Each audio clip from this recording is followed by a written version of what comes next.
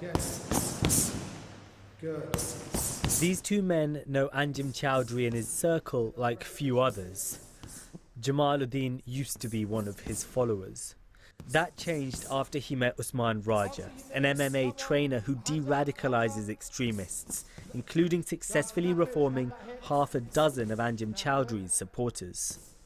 Muslim Patrol. It's Great Britain. This we don't care. It's not so Great Britain. Jamal had been part of a group calling themselves Muslim Patrol, who claimed to be enforcing Sharia rules around East London. For that and other offences, he spent nearly 2 years in prison. There, though, he met Usman and now works with him, helping other young people. Since Chowdhury's conviction, it's been announced the prison regime is changing.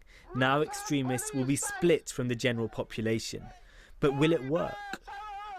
What they need to have inside the prison are people that are able to challenge when them beliefs arise. Those political, violent, extremist beliefs arise within the discussions.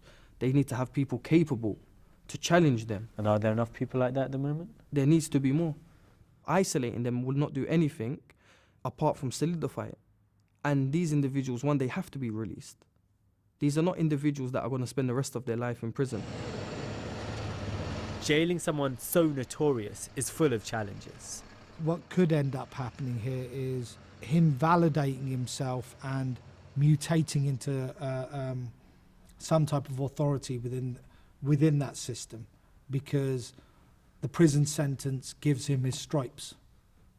It boosts his credibility. Yeah. Usman has had more success than perhaps anyone de-radicalizing Chowdhury's followers. But how does he get through to them? We're sitting with them from a point of view of looking at their perception. The concept of a God where you can cut the heads off aid workers and burn pilots is a concept completely alien to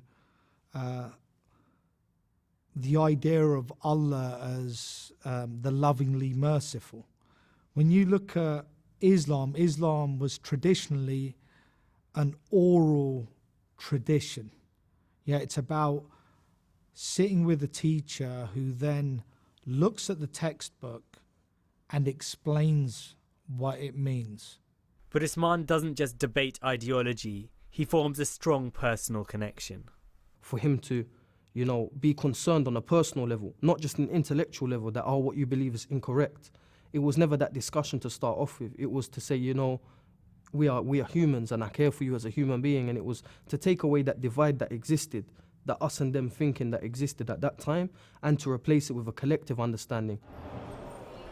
For Usman, many other de-radicalization attempts in jail fail because they start from a premise that is too close to the interpretations held by extremists. The current way of dealing or trying to deal with this Islamo-fascist ideology is coming in with your own literal interpretation. So we've got a literal interpretation versus a literal interpretation. So you're basically singing off the same hymn sheet, except it's a few degrees down. And what happens with this is that the individual will sit there, nod his head, then as soon as he's at the end of his license, he's back in the community, back to his old tricks, criticizing what he's just been through. Both Usman and Jamal think it's possible Anjem could reconsider his beliefs in prison, but in the meantime, they're dealing with the legacy of his influence in the outside world.